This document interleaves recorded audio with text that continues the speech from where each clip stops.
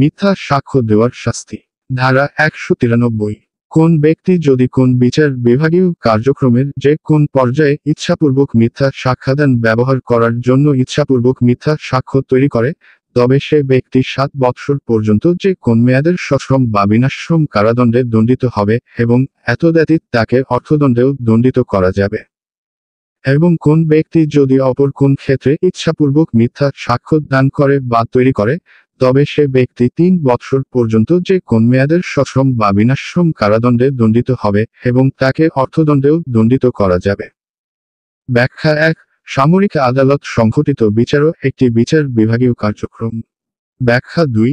কোন আদালতের কোন কার্যক্রম শুরু হওয়ার পূর্বে আইনের নির্দেশানুগ প্রারম্ভিক তদন্ত ও বিচার বিভাগীয় কার্যক্রমের একটি পর্যায়, যদিও সে তদন্ত কোন আদালতে সংঘটিত নাও হতে পারে।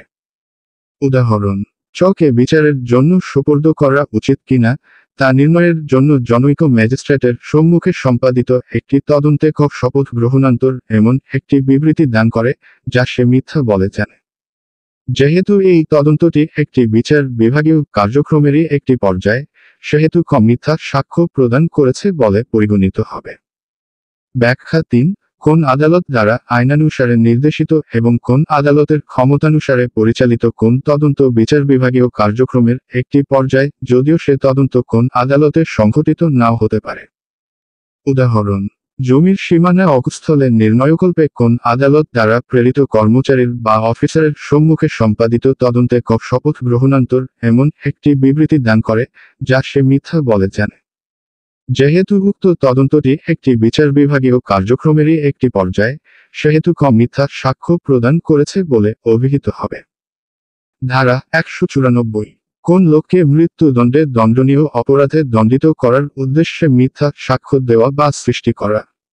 কোন ব্যক্তি যদি মিথ্যা সাক্ষ্যদান করে বা তৈরি করে এবং তদ্বারা কাউকে বর্তমানে বলবৎ কোন আইন বলে মৃত্যুদণ্ডে দণ্ডনীয় কোন অপরাধে দণ্ডিত করানোর উদ্দেশ্যেই তা করে থাকে, কিংবা তার এইরূপ মিথ্যা সাক্ষ্য দান বা তৈরি করার ফলে কাউকে মৃত্যুদণ্ডে দণ্ডনীয় অপরাধে দণ্ডিত করা হতে পারে জেনেই যদিও তা করে থাকে, তবে সে ব্যক্তি যাবজ্জীবন কারাদণ্ডে অথবা 10 বৎসর পর্যন্ত যে কোন মেয়াদের সশ্রম কারাদণ্ডে দণ্ডিত হবে, তাকে অর্থদণ্ডেও দণ্ডিত করা হবে।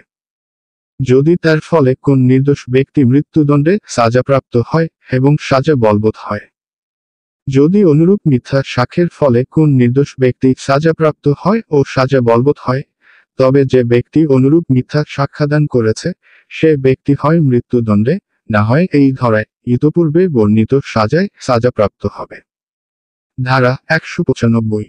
যাবজ্জীবন কারাদণ্ড বা 7 বৎসর বা ততোধিক মেয়াদের কারাদণ্ডে দণ্ডনীয় অপরাধে দণ্ডিত করার উদ্দেশ্যে মিথ্যা সাক্ষ্য দেওয়া বা সৃষ্টি করা।